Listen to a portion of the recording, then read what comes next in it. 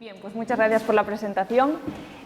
Nosotras somos dos casos de estudio, sin lugar a dudas, porque somos solteras, y os vamos a presentar que esperamos, bueno, pues esta ponencia que esperamos que sea interesante, que suscite preguntas y que cambie un poco nuestra percepción, o que amplíe la percepción que tenemos sobre la solterona, pues haciéndolo en perspectiva histórica. Bien, os comento, esto va a ser la tabla de contenidos que vamos a seguir para que os organicéis mentalmente los contenidos.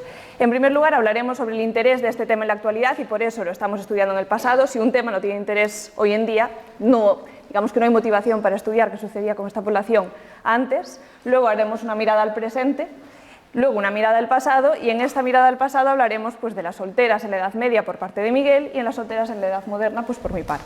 Y luego pues, hablaremos de una serie de conclusiones que esperamos que susciten pues, eso, interés y preguntas. Así que empezamos con la parte del interés en la actualidad. Bien, yo aquí os traigo una serie de titulares que he sacado de distintos periódicos últimos que se han publicado y los voy a leer, son unos cuantos, os lo leo y después hacemos una pequeña reflexión sobre ellos. España contra los solteros, nuestra sociedad sigue estando pensada para la vida en pareja. Fijaos que va a ir de negativo a positivo, por no decir que la mayor parte de ellos van a ser de carácter negativo, ¿vale? El precio de la soltería, ¿por qué vivir sin pareja sale más caro pero puede ser más rentable? El drama de Pilar, Carlos y los 14 millones de solteros en España, sin amigos, con 40 y en la jungla de Tinder. El fenómeno de la soltería involuntaria. Soltería involuntaria, como os imaginaréis, es personas que no quieren estar solteras, que buscan pareja, pero es que no encuentran, por las razones que sean. La soledad no deseada. En relación con el fenómeno de la soltería tenemos la problemática de la gente sola, que eso ya sería otro melón a abrir, pero que está muy en relación. Pues ya veis, aumentan las posibilidades de desarrollar Parkinson. El nuevo perfil de la soledad, joven y precario. Y aquí el único titular, digamos, más o menos positivo, no tienen pareja ni se la espera. ¿Por qué cada vez más mujeres aman la soltería? Lo que podéis observar es como la preocupación hoy en día es clara. Hay cada vez más población soltera, el prototipo de familia basada en el matrimonio se está rompiendo, hay más hogares de formación variada y eso se refleja pues, en todo tipo de medidas económicas y políticas, pero también hay cuestiones pendientes. Bien, a partir de esto vamos a hablar ya sobre la cuestión más del presente. Vale, bueno, yo quería empezar primero dando las gracias a Diana y a todo el equipo, también al centro que nos acoge, al Ayuntamiento de Albacete y a la concejala por su presentación y a todos vosotros y vosotras por acudir a esta charla, ¿no? Y por mantener este ciclo, yo creo, muy interesante. Me gustaría utilizar como hilo conductor en la canción española para explicar cómo se han ido generando los estigmas del mundo contemporáneo en torno a la soltería y sobre todo en torno a la soltería femenina. Lo primero de todo es que la soltería no es percibida como una opción viable porque se relaciona con la soledad, de forma que el matrimonio es la única manera de escapar de esa soledad y por tanto se convierte en una opción forzada o directamente en una obligación.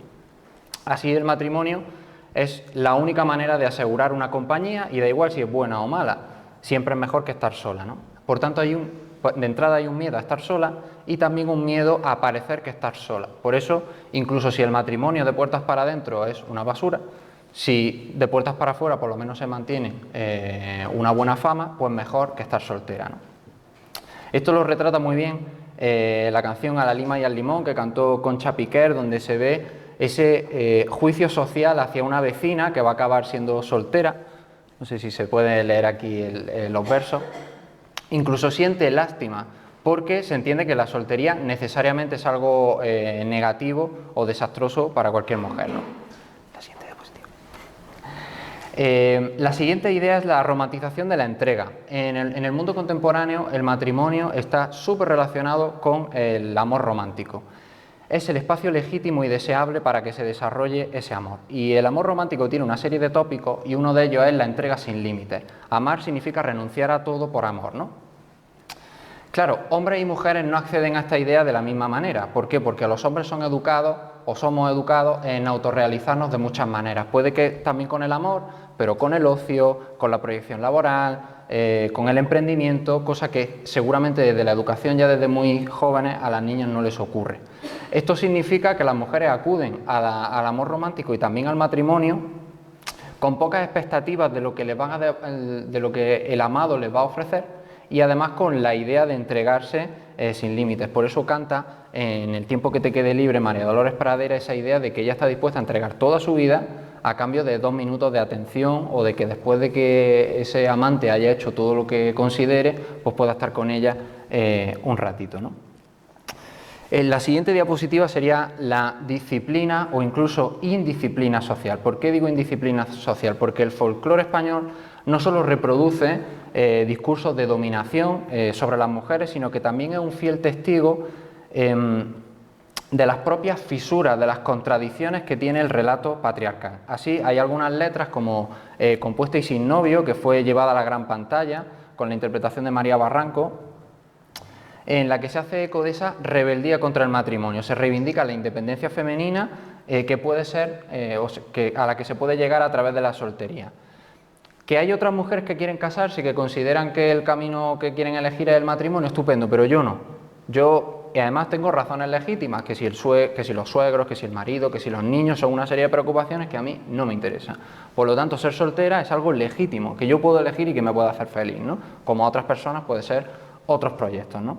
Entonces esto ataca directamente contra el disciplinamiento de las mujeres, que consiste en imponer el matrimonio y también la maternidad que va asociada a ello como el único proyecto personal posible y deseable para ellas. Por último, conforme avanzamos en el tiempo, se normaliza la soltería femenina en el mundo contemporáneo. Y entonces emerge un nuevo dispositivo ideológico que viene a tratar de dar una especie de, entre comillas, utilidad a esas mujeres que han decidido estar solteras.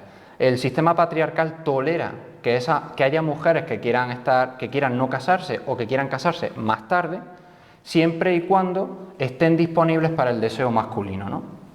Esta idea queda claramente reflejada o inspiró la canción de Lola Índigo, de Las solteras, en la que se dice: mis mujeres solteras no joden con cualquiera, que lo que viene a decir es nosotras no necesitamos tener que estar satisfaciendo todos esos deseos de los hombres solteros que no se pueden casar porque nosotros no nos queremos casar, o el de los hombres casados, sino que nosotros queremos vivir la soltería como nosotras queramos. Y además lo dice en plural, como mis solteras, es decir, ella forma parte de una especie de clan, de tribu de mujeres que de manera sorora, de manera fraterna, se apoyan entre ellas para vivir su sexualidad como quieran, ¿no? Así que ya puedes continuar. Fantástico. Yo ahora mismo os voy a dar pues, unos datos así un poco más áridos, evidentemente, pero esto es extraído del INE. Los datos, os digo ahora pues, de qué representa cada color, los datos están expresados en miles de personas. La línea de puntos naranja representa la evolución del número de personas casadas, tanto hombres como mujeres en España, desde 2002 a 2023. Observáis que son la mayoría, sigue siendo el paradigma la pareja, pero se puede observar que sobre todo a partir de 2011, etcétera, empieza a haber pues, una bajada progresiva. En lo que se refiere a solteros y solteras, que es la línea del medio, la azul, observáis que fundamentalmente desde 2018, 2019 y de forma más clara desde 2020 empieza a subir. Y de hecho desde 2015 los datos nos muestran que hay un 8% más de población soltera, tanto masculina como femenina.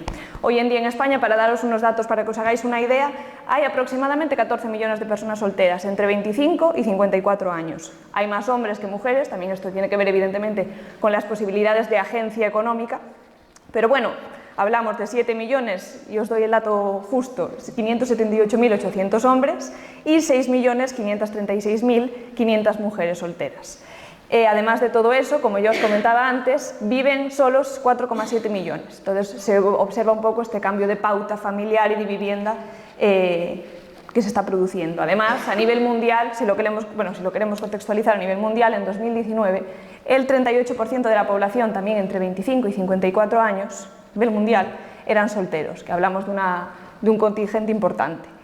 Por otro lado, aquí os traigo, bueno, también si os queréis fijar, la última línea, la verde clarito, representa la población divorciada, que podéis observar pues, un aumento, pero esto tampoco nos interesa. Y en lo que se refiere a hombres y a mujeres, pues es lo que acabo de comentar, hay más mujeres, se ve la línea naranja, que es la que representa a mujeres, y se produce este aumento, ya os digo, a partir de 2017, bueno, más hombres que mujeres, perdón, y se observa pues, este crecimiento y esta importancia de adaptar pues, estas nuevas realidades, como se observaba perfectamente en los titulares, de adaptar estas nuevas realidades, estas necesidades económicas y sociales a una sociedad que está pensada para vivir en familia. Y de hecho, en España tenemos el prototipo de familia mediterránea. Vivimos en conjunto, somos gente social, entonces ¿qué sucede con esta población? Que poco a poco decide por distintas decisiones de su vida, pues a nivel profesional o simplemente porque no ha encontrado a nadie, no quiere estar con nadie, pues vivir sola. Y ahí nos encontramos también con el problema económico que, y aparecía en los titulares, nos aparecía, y de hecho leyendo se veía la vida y hacer la compra, ir a un restaurante no está pensado para gente sola. Uno de los titulares decía, la leche aguanta una semana. Y a veces no se toma suficiente, o me compro un kilo de pollo y el kilo de pollo se consume a lo largo de una semana, o si como claramente. Entonces digamos que hay una serie, además de que se pierde dinero, imaginaos, comprar un electrodoméstico, acceder a un alquiler de una casa. Si tiene que asumirlo una persona sola es complejo, por eso que la sociedad poco a poco tiene que ir acostumbrándose y adaptándose a este nuevo paradigma. Bien, ahora ya retrotrayéndonos a la parte histórica, vamos a hablar de lo que sucede en el mundo contemporáneo, fundamentalmente en el siglo XIX. Bien, en el siglo XIX va a ser el momento en el que se consolide de manera discursiva y de manera institucional prácticamente el estereotipo de la solterona. Se va a producir la emergencia de ese ideal de familia burguesa, ese ideal pues, basado pues, en el matrimonio como unión ideal, perfecta, en el que la mujer va a aspirar constantemente pues, ese amor de su marido, y ese marido pues, que va a actuar como educador de la mujer, de los hijos, y que forman esa unión y esa base de organización social.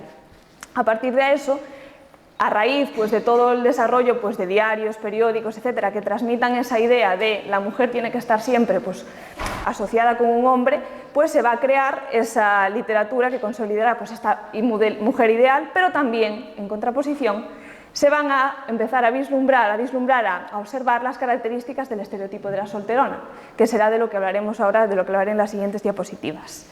A la vez se va a consolidar la idea las ideas o las características del solterón, que como ya todos sabéis, porque está en el imaginario popular, son muy diferentes. Bien, en lo que se refiere a las características de la solterona, por supuesto esa desesperación por casarse, esa mujer pues, que hace lo que sea o muestra esa desesperación por conseguir un hombre, porque alguien la acoja, digamos, en sus brazos de amor, en su casa.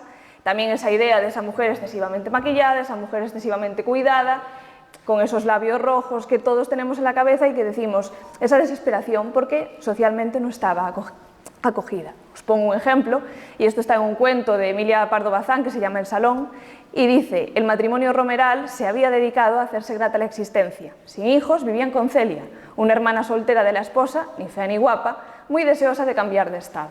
Y esto se repite constantemente en todo tipo de obras que veamos desde finales del siglo XVIII y a lo largo de todo el siglo XIX. Observando como cada vez una literatura que se democratiza más, que llega a más mujeres y cada vez más mujeres la leen, se utiliza como educación, se utiliza como modelo y se acaba prácticamente pues, infectando cerebralmente a muchas mujeres diciendo tengo que asumir este estado. Bien, por otro lado tenemos pues, a mujeres rurales, generalmente pues, entendidas como menos atractivas. Tenemos que tener en cuenta que esto también se une perfectamente con los estereotipos negativos sobre el mundo rural. Entonces, mujeres rurales poco atractivas y por lo tanto pues, más proclives a quedarse solteras. Aquí os pongo otro ejemplo también de Emilia Pardo Bazán, de un cuento que se llama Geórgicas, y en él pues dice, os contextualizo, bueno, yendo Chinto Raposo, un joven a cortar tojo en el monte, vio a Aura Lebriña, una chica, que lindaba su vaca en una heredad de maíz.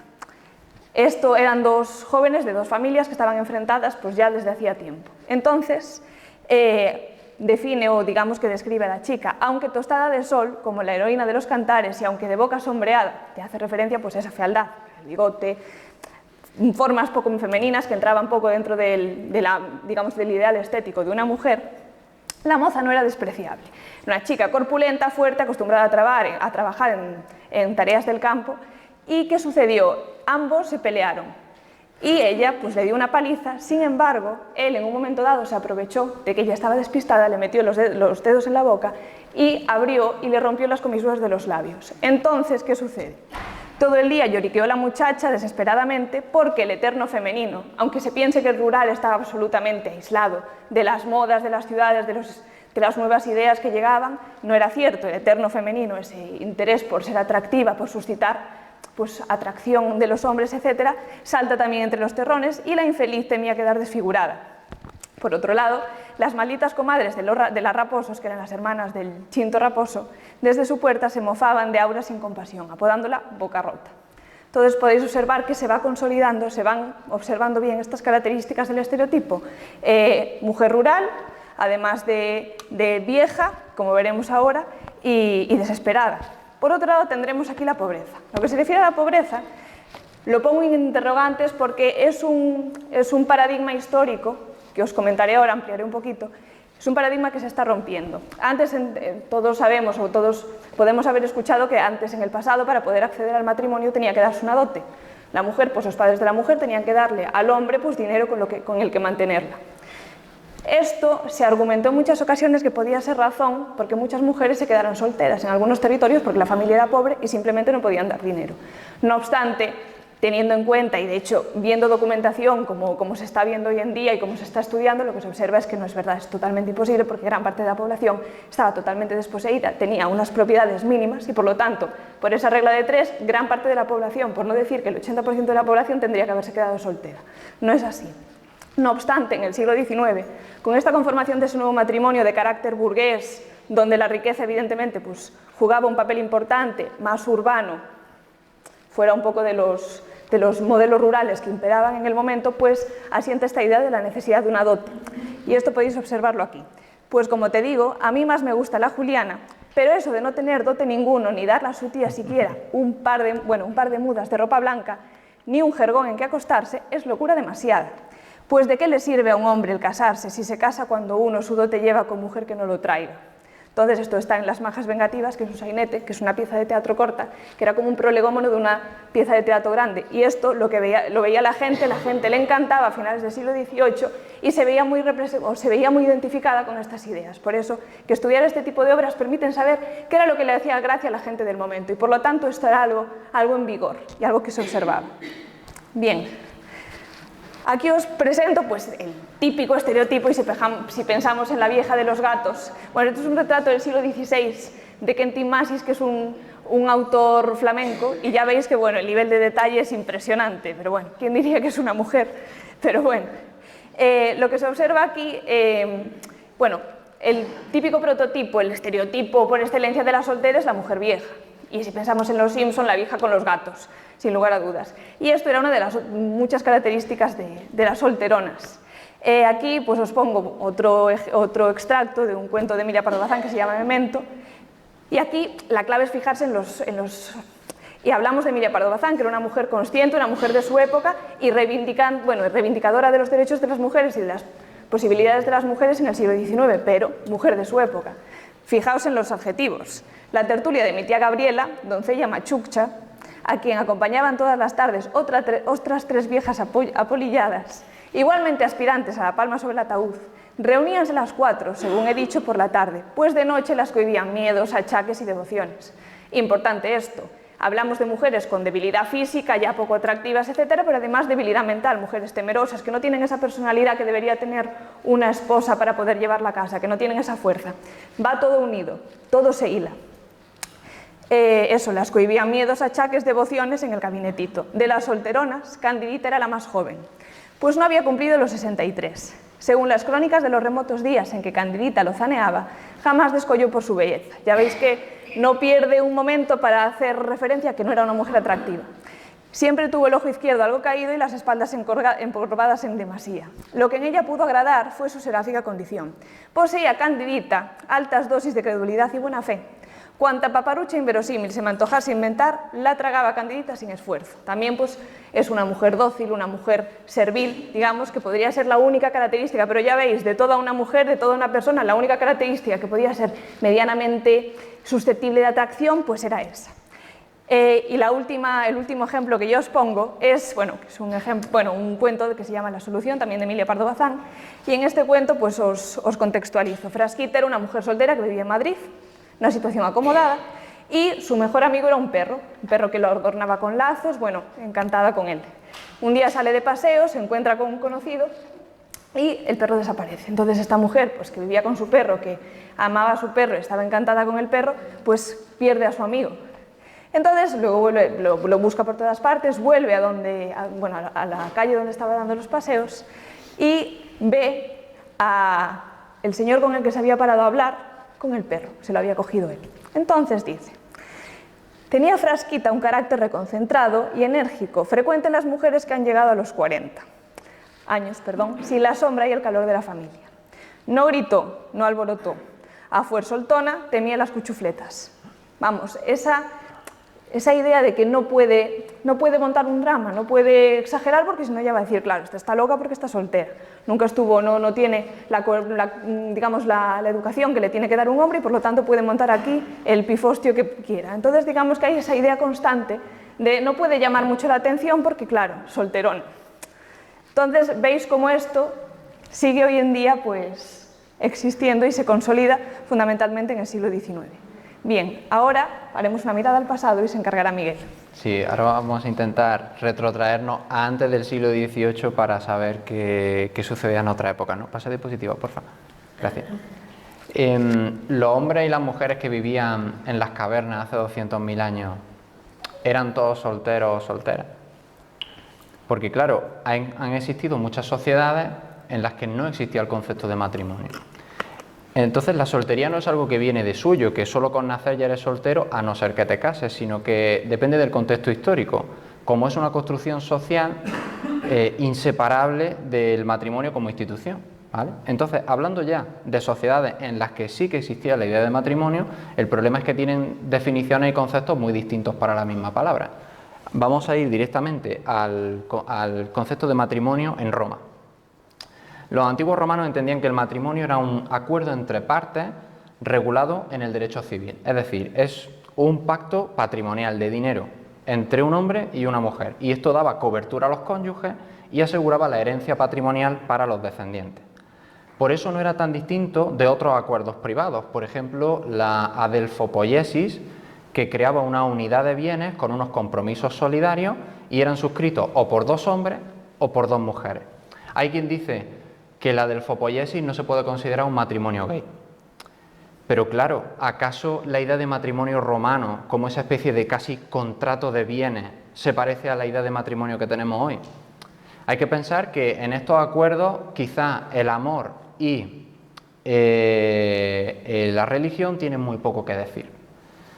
Luego llegaron las invasiones bárbaras, especialmente la de los germanos, que ocuparon territorios de la antigua Roma. Y aquí reutilizaron el matrimonio romano, pero le añadieron la nueva lógica que traían los clanes y las familias germanas. Empezó a utilizarse el matrimonio como un elemento pacificador entre las diferentes familias, parentelas, clanes que existían dentro de la élite germana.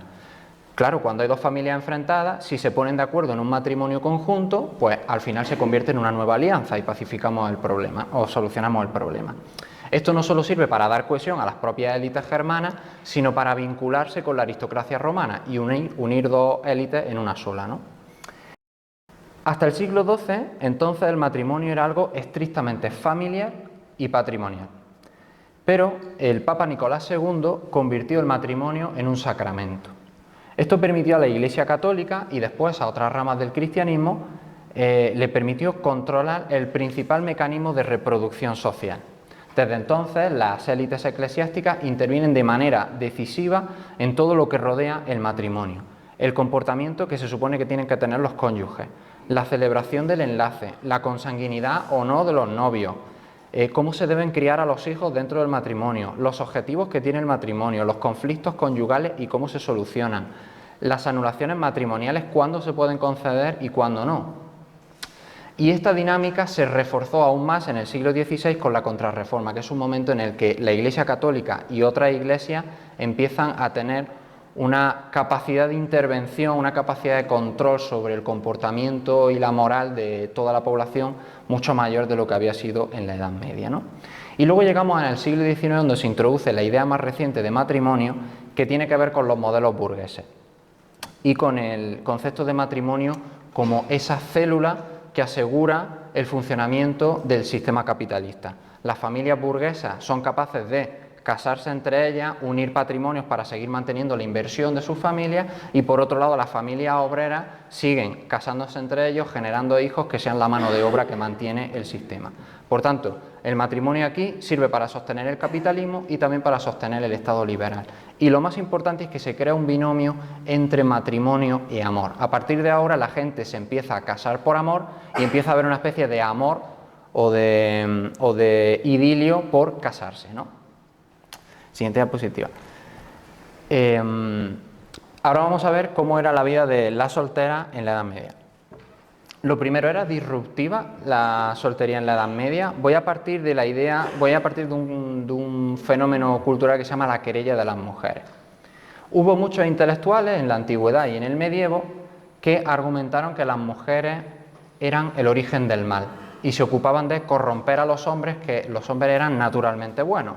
Esto está en la mitología de muchas religiones, pero en el mundo judío-cristiano un ejemplo muy claro es Eva, que Eva al final convence a Adán para que pruebe del fruto prohibido, ¿no? Por tanto, la culpa es de Eva, no de Adán.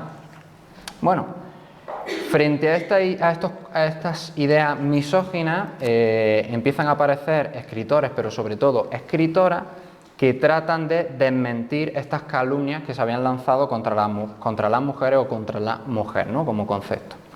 Por ejemplo, hay una autora que se llama Cristina de Pizan, que escribió una obra de referencia que se llama La ciudad de las damas, donde exalta los valores intelectuales y morales de varias mujeres históricas y mitológicas, y todas ellas incidían en la decencia y la castidad de las mujeres. Entonces, claro, aquí el problema es que lo que se había dicho antes, lo que habían dicho esos intelectuales hombres, es que casarse es un suplicio para los hombres, y amar a mujeres también es un suplicio, porque como las mujeres no son de fiar, en algún momento te van a poner los cuernos, te van a robar el dinero, te van a mentir, por lo tanto, casarse es mejor no hacerlo con las mujeres, ¿no? Lo que vino a decir Cristina de Pizan es que precisamente hay que defender el matrimonio, puesto que las mujeres sí que son de fiar y pueden llevar a relaciones amorosas estables y también a matrimonios que funcionen, ¿no? Ensalzando el matrimonio se trata de justificar la rectitud y la moralidad que sí que tienen las mujeres, ¿no? Y de hecho le da la vuelta a la tortilla, dice que los que no son de fiar son los hombres, ¿no? Y ahí tenemos un texto en el que le recomienda a las mujeres que huyan de todos esos hombres que tratan de embaucarlas, engañarlas para conquistarlas, ¿no? Románticamente. Bueno, además en este momento la soltería se entiende como algo que hay que evitar porque causa conflicto moral. Por tanto, es un momento en el que todavía no podemos hablar de la soltería como una opción de vida para las mujeres, ¿vale? Porque apenas estaba considerada. Bueno, evidentemente hay casos extraordinarios, mujeres que desarrollan proyectos de vida al margen del mandato matrimonial. Voy a poner algunos ejemplos. Lumna de Córdoba, que fue una criada de palacio, que se acabó convirtiendo en la secretaria del califa Al-Hakam II, llegó a organizar su biblioteca, era una grandísima intelectual y escritora que escribía sobre todo sobre poesía, y no se casó nunca.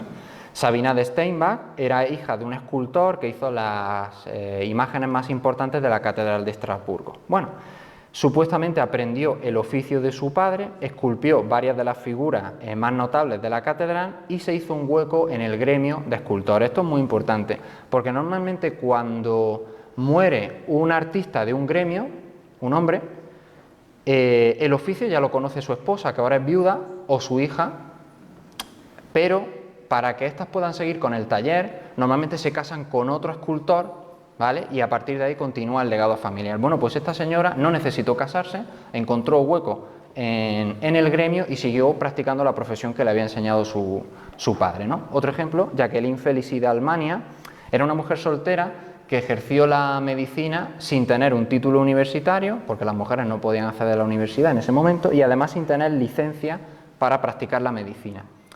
Y de hecho, como hubo muchos recelos de otros hombres que sí que tenían el título, porque la gente prefería contratarla a ella, porque sabía quizá muchas cosas de ginecología y de obstetricia que los hombres no sabían, y acabaron denunciándola y juzgándola por malas prácticas, ¿no?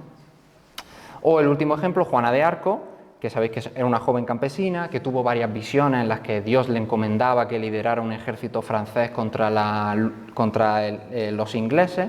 Así lo hizo, ganó varias batallas y lo importante es que se introduce en un mundo profundamente masculinizado, como era la guerra, y acabó siendo apresada y condenada. Y por supuesto, en ningún momento de su biografía el matrimonio fue algo necesario. Por último tenemos las beguinas. Las beguinas, a partir del siglo XII, hay una serie de mujeres solteras que se dedican a labores asistenciales como el cuidado de ancianos y enfermos, el acompañamiento de mujeres viudas, también comparten experiencias religiosas como sus visiones, escriben obras literarias, se dedican a la contemplación, a la vida intelectual, incluso se dedican a alguna actividad artesanal y venden precisamente los productos que elaboran. Y entonces crean comunidades autogestionadas que se asemejan a una orden religiosa, pero claro, realmente no son monjas. Lo primero, porque no profesan los votos, y lo segundo, porque no están sometidas a la autoridad de la Iglesia. Por tanto, ni se dedican al matrimonio, a la autoridad del marido, pero tampoco al de la Iglesia, o sea que viven a su aire, ¿no? Por ejemplo, Cristina de Stommel, su familia la obligó a casarse firmó un acuerdo de matrimonio a los 12 años, ella no quería casarse, y lo que hizo fue escaparse e ingresó en una de estas comunidades y nunca se casó. Por ejemplo, Margarita Porete escribió una obra que se llama El espejo de las almas simples. En su momento fue considerado como algo herético, como una teoría religiosa que no debía permitirse, y fue condenada a morir en la hoguera, ¿no? Y era también beguina. O María de Oigny, lo pronuncio sin saberlo realmente, estuvo casada a los 14 años, pero ella no quería. Y entonces consiguió la nulidad matrimonial y al final se acabó dedicando a la mística y a la caridad como otra beguina cualquiera, ¿no? El beguinaje, de hecho, no fue bien acogido por la Iglesia Católica, que trató primero de perseguirlo y como no consiguió exterminarlo, luego trató de asimilar a esas mujeres a otras órdenes religiosas para someterlas a su propia autoridad, ¿no? Entonces, si hay esas biografías así tan extraordinarias y disruptivas, y si hay también una mentalidad muy estigmatizante sobre las solteras, ¿por qué la soltería era algo tan habitual? Había muchas mujeres que vivieron su vida de manera absolutamente pedestre, normal, y eran solteras, ¿no? El primer factor a tener en cuenta es la utilidad familiar. Hay que entender que en la Edad Media no existe el concepto de individuo. Entonces, las personas no entienden que pueden desarrollar sus proyectos personales con respecto a sus intereses como consideren, sino que las personas están sometidas a la comunidad a la que pertenecen. Y el primer mecanismo de asociación, y el más cercano, es la familia. Por tanto, la familia decide si un hijo o una hija se va a casar, va a ser soltera, va a ingresar en una orden religiosa, va a ser sacerdote, etcétera, etcétera. Entonces, puede que haya familias que decidan que algunas de sus hijas no se casen, por limitaciones económicas por la dote o por otras razones, ¿no? Entonces eso sería lo primero a tener en cuenta. Son decisiones que se toman desde el pragmatismo y que están alejadas de esos principios morales que antes hemos explicado que tenían los grandes intelectuales, ¿no? El siguiente elemento sería la no disponibilidad de varones. Lo primero, los hombres tenían en general una tasa de mortalidad superior y una esperanza de vida más baja. Sobre todo si había momentos de conflicto, solían escasear los hombres jóvenes en edad de casarse. Eso significa que no todas las mujeres van a poder casarse. Otro elemento importante, la migración. Los hombres migran más a lugares más lejanos y por periodos de tiempo más largos que las mujeres. Entonces, si hay lugares donde hay fuertes dinámicas de emigración, suelen faltar hombres y hay muchas mujeres que no se pueden casar, aunque quisieran, ¿no? Esto pasa mucho en el ámbito rural. Otro factor, la movilidad femenina. Las mujeres se mueven menos y en lugares y con desplazamientos más cortos, pero es relativamente habitual que una mujer de una familia rural se mueva a una ciudad cercana, ella sola, para buscar un porvenir. Entonces empieza a formarse como criada, como institutriz o aprende un oficio. Entonces se desliga del hogar de sus progenitores o de sus padres, se establece de manera independiente en una ciudad como una soltera emancipada. Y entonces puede que esta mujer, quizá menos sometida a las dinámicas o los arbitrios de su familia, decida postergar el momento de casarse o no encuentre una persona porque no tiene red en la ciudad para casarse o simplemente no quiera casarse nunca, ¿no? Entonces hay algunas ciudades donde es habitual que haya bastantes solteras emancipadas, ¿no? El último elemento que quiero comentar aquí de esta diapositiva es el concubinato. Como el matrimonio no está relacionado con el amor, hay muchísimas relaciones románticas y sexuales que se desarrollan extramatrimonialmente. Y aquí entra en juego las concubinas o el concubinato. Hay muchas mujeres solteras que tienen relaciones con otras personas, especialmente hombres solteros, pero también puede ser con hombres casados, ¿no? Sobre estas mujeres solemos pensar en el tópico de la querida mantenida, ¿no? Esa mujer que viene de un contexto socioeconómico muy bajo, con una situación muy vulnerable, y entonces llega un hombre seguramente más mayor, con más dinero, con un estatus social superior, que se enamora de ella o se encariña de ella y la rescata de ese, con paternalismo, la rescata de ese contexto, le busca un sitio donde pueda vivir para que tengan sus encuentros, le paga cosas caras, ¿no? Toda esa narrativa de Pretty Woman o de la querida, todo eso que hemos visto en el cine, ¿no? Entonces, la idea de que esas concubinas son mantenidas, ¿no? Bueno, pues Silvia Pérez González demostró que a finales del siglo XV las mujeres o las concubinas no eran así, es decir, la mayoría aportaban dinero y patrimonio a esas uniones informales con hombres, porque como no tienen una institución del matrimonio que regule cómo va a funcionar esa pareja, de alguna manera hay que ponerse de acuerdo en una casa, en un inmueble, en un proyecto de vida que incluye seguramente compartir ingresos, compartir gastos. Bueno, pues las mujeres no solo pagaban, sino que hay un ejemplo, que lo he puesto aquí abajo, ahí lo tenéis, en el que el hombre reconoce que la mujer con la que está teniendo una relación es la que pone la casa y todos los inmuebles que hay dentro, ¿no? O sea que no solo no eran mantenidas, sino que aquí el mantenido era él, ¿no? Bueno, siguiente diapositiva. ¿Cómo vivían las solteras en la Edad Media? La situación jurídica de las mujeres y concretamente de las solteras era desde luego digamos, no especialmente ventajosa, ¿no? De hecho, lo más importante que encontramos en la legislación es la protección jurídica de las mujeres que ya están casadas y sobre todo aquellas a las que se les ha muerto el marido y han enviudado, ¿no? Pero de las solteras se habla poco. Toda la legislación coincide en reconocer que la organización doméstica está basada en el liderazgo patriarcal del cabeza de familia o paterfamilias, ¿vale? Esto implica un sometimiento de las hijas al padre y de la esposa al marido, ¿no? Lo que se llama la supuesta eterna minoridad de la mujer, ¿no? Que nunca es mayor de edad para gestionar su propio patrimonio, tomar sus propias decisiones, etcétera, etcétera, ¿no? Por tanto, en general, solteras y casadas disfrutan de poca libertad económica, si bien la legislación se ocupaba de proteger su patrimonio para que el marido o el padre no gestionara mal y no incurriera en deudas, ¿no? Etcétera, etcétera. Pero eso significa que las mujeres nunca llegaran a gestionar su propio patrimonio. En realidad no. Lo primero porque a partir de cierta edad las mujeres que no se han casado pasan de ser solteras que dependen de sus padres a ser solteras emancipadas. Es decir, hay un momento en el que no pasan del padre al marido, sino que digamos que se montan la vida ellas mismas, que es el caso que más vamos a analizar. Pero también están las viudas y las casadas que tienen un marido ausente, pero eso ya lo dejamos para otro día porque no es el tema de hoy. Las mujeres estaban discriminadas en cuanto a la herencia y a la sucesión. Por ejemplo, en la Alta Edad Media no podían heredar feudos y después empezaron a hacerlo, pero siempre que no hubiera hermanos o otros varones en la familia. Rara vez recibían bienes inmuebles, señoríos, mercedes o mayorazgos, es decir, el patrimonio más suculento de una familia rica. Y casos súper extraordinarios, por ejemplo, María Pacheco creó un mayorazgo para su hija Beatriz Pacheco, pero esto es en realidad estadísticamente raro. Y de hecho la dote se convirtió en el patrimonio femenino por excelencia, de hecho en el único, y se acabó igualando con la legítima, es decir, el patrimonio mínimo que unos padres deben legar a cada uno de sus hijos e hijas, ¿no? Con todo, las mujeres medievales, o algunas de ellas, solteras emancipadas, llegaron a gestionar su propio patrimonio. Sabemos que se involucraron en operaciones de crédito para sus propios negocios o para consumo privado de bienes. También se han recopilado casos en los que prestaban dinero a otras familiares y a otras mujeres con las que tenían redes de afinidad, ¿no? Hermanas, hijas, madres, vecinas.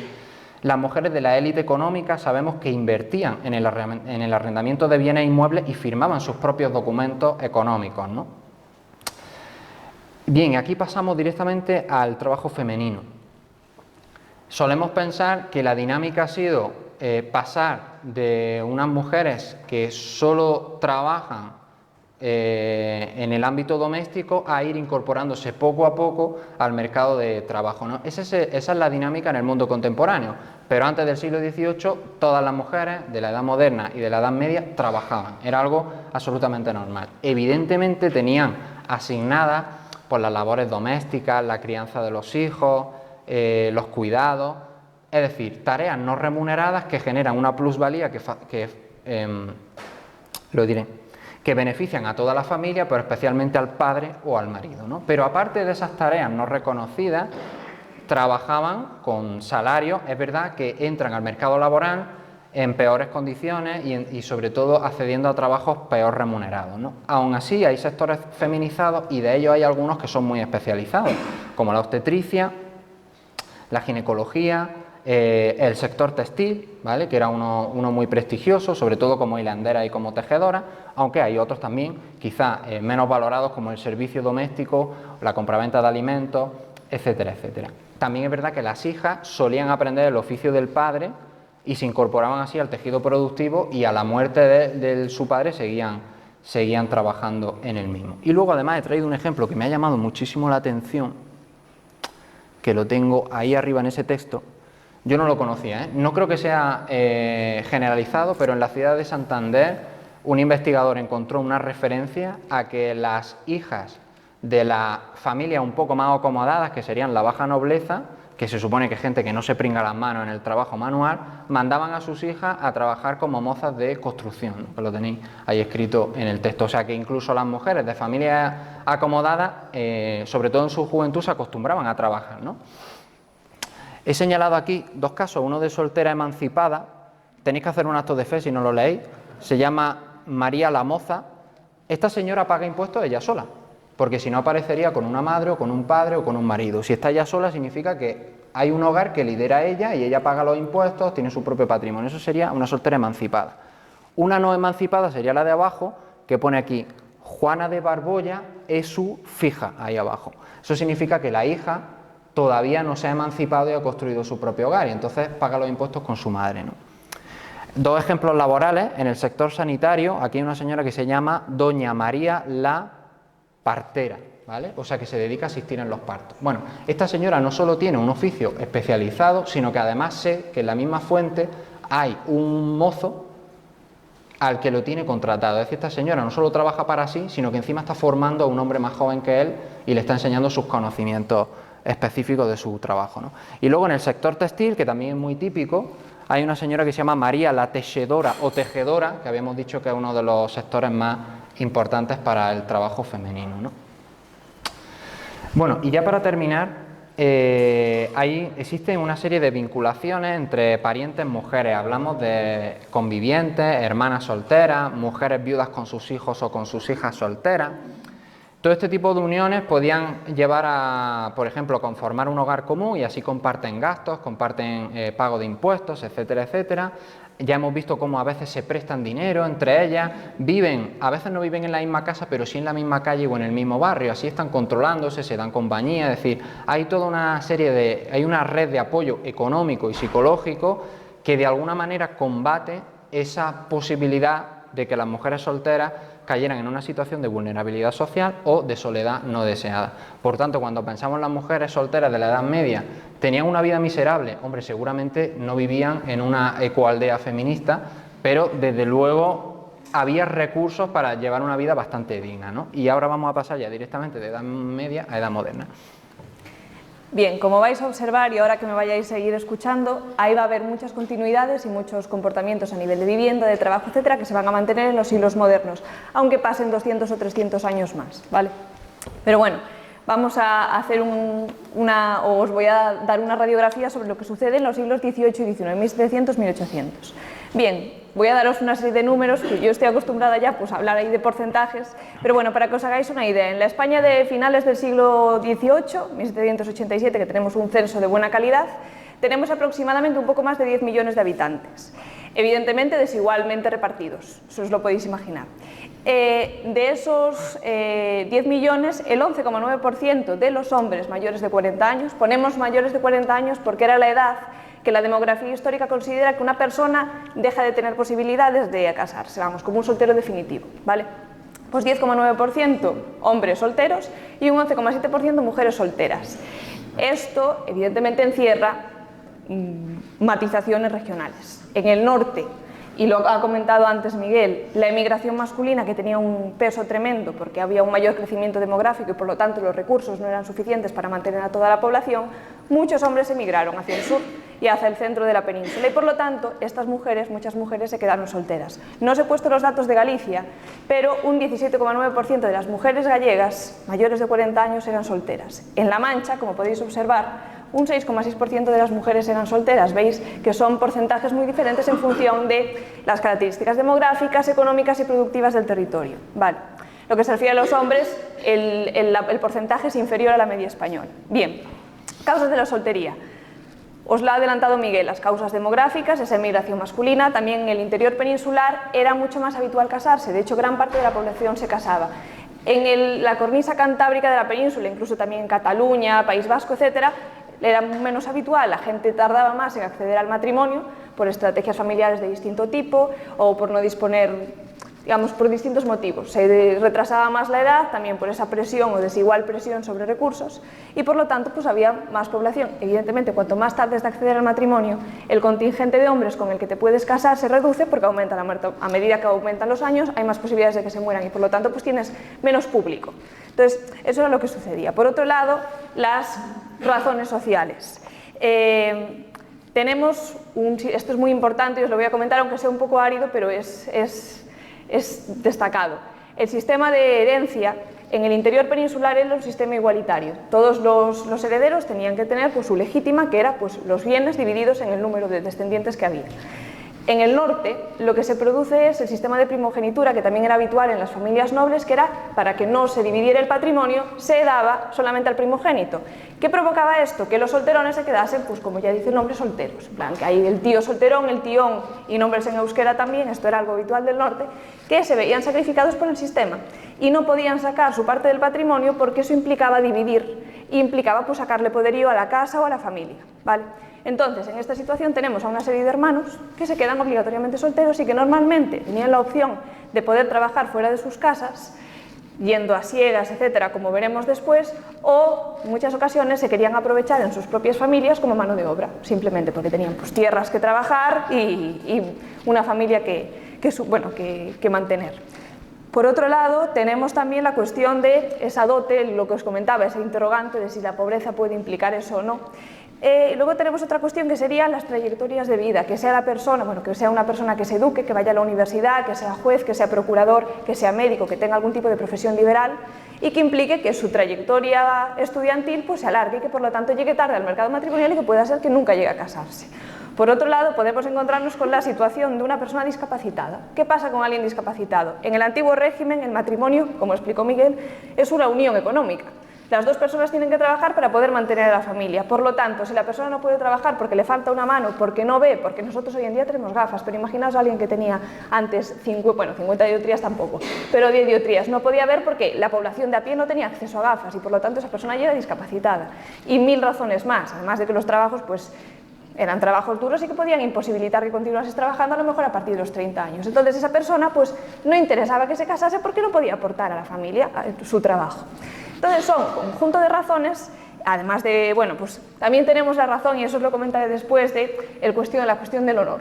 ¿Qué pasaba si una mujer pues tenía relaciones antes de casarse, se veía su honor mancillado y luego no había, si el hombre que le había, digamos, pues que había abusado de ella, si no quería casarse con ella, que os explicaré algún caso que no siempre sucedía y podía ella quedarse pues en situación de vulnerabilidad, puede ser que ningún hombre más quisiese casarse con ella porque ya estaba y era una deshonra para esa familia futura creada. Entonces puede haber situaciones variadas que llevan a que las mujeres, no solamente porque no puedan casarse, sino porque no haya posibilidad. Por otro lado, que decidan casarse o no, eso es muy complicado saberlo. Evidentemente para las mujeres de alto nivel sí que pueden haber dejado, sí que han dejado fuentes autobiográficas y sí que lo conocemos. Y puede ser que una mujer noble, contemos con cartas, y eso existen ejemplos, contemos con cartas donde se explique pues que X razón o X ya se sostenían a sí mismas económicamente, su familia lo hacía y que no había necesidad o simplemente no había encontrado a un partido que valiese la pena. Sin embargo, para las mujeres de a pie, que es en las que me centro yo fundamentalmente en mi investigación, no tenemos este tipo de documentación. De hecho, encontrarlas en la documentación es complicado y cuando las encontramos es casi una emoción de decir, por fin me he encontrado pues, una mujer que no tiene una posición fuerte, pero que está aquí y podemos seguir un poco su vida. Bien, en lo que se refiere a las estrategias de supervivencia, van a diferir en función del sector socioeconómico, evidentemente pues no todas van a tener la necesidad de trabajar en X tipos de labores u otras, no todas van a poder tener el acceso a X tipos de trabajos u otros y por supuesto van a ser diferentes en función del territorio. Pensad en el norte de la península, tenemos una población masculina que se va, entonces estructuralmente el sistema lo que está observando es que hay mujeres que no pueden casarse, que no hay hombres en la parroquia literalmente con los que casarse. Yo me he encontrado parroquias en el norte de Lugo donde no había hombres. No te encuentras a un solo soltero y sin embargo 20 solteras. Entonces dices, estas mujeres es imposible. Entonces, ¿qué pasaba en una sociedad así? Esta sociedad pues contemplaba y no criticaba o no existía ese estigma porque literalmente estas mujeres no podían. En el interior peninsular, donde llegaban hombres de todas partes de la península para trabajar en el campo como jornaleros, etcétera, sí que era habitual que existiese esta crítica porque las mujeres sí que tenían posibilidades de casarse. Si no era con un autóctono, a lo mejor era con alguno que llegaba desde fuera, que bueno, aquí también tenemos el problema de la reticencia por el exterior, etcétera. Pero bueno, eso también es otro tema.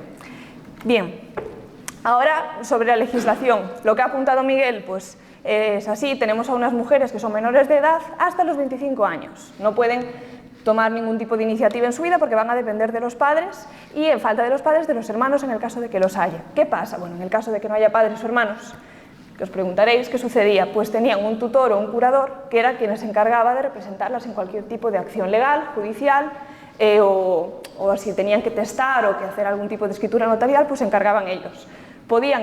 Había la posibilidad de que alguien se designase dentro del medio familiar, pues algún tío o algún vecino, o si no se daba por oficio. Entonces digamos que ellas se iba a asegurar que ellas no fueran las actrices directas. No obstante, las leyes de Toro de 1505 lo que establecen es que a partir de los 25 años, y esto sucede para hombres como para mujeres, la cosa es que los hombres están en otro nivel ya, pero a partir de los 25 años las mujeres tienen independencia legal y a la hora de testar y a la hora de hacer escrituras notariales igual, ventas, poderes, etc. Entonces sus 25 años pues aparecen en pleitos, aparecen como productoras de escrituras notariales, etc. Entonces, por eso que esa indefensión o esa idea generalizada de que estaban en el antiguo régimen, de que claro, en el pasado las mujeres siempre estuvieron sometidas al marido. Vale, las casadas podía ser, también hay casadas de ausentes que los maridos no están y tienen que ellas ocuparse de sacar adelante a sus hijos, que también eran situaciones complicadas, y una cantidad de viudas tremenda. Entonces, pues claro, se generaliza, pero las mujeres al fin y al cabo son el 50% de la población. Como no trabajen ellas o como no hagan actuaciones o actúen sobre su patrimonio, pues tampoco sigue la familia adelante, ¿vale? Bien, como comentaba Miguel, las solteras se concentraban más en ciudades. De hecho, los estudios que se han hecho siempre se han centrado en ciudades porque es donde aparecen más en la documentación.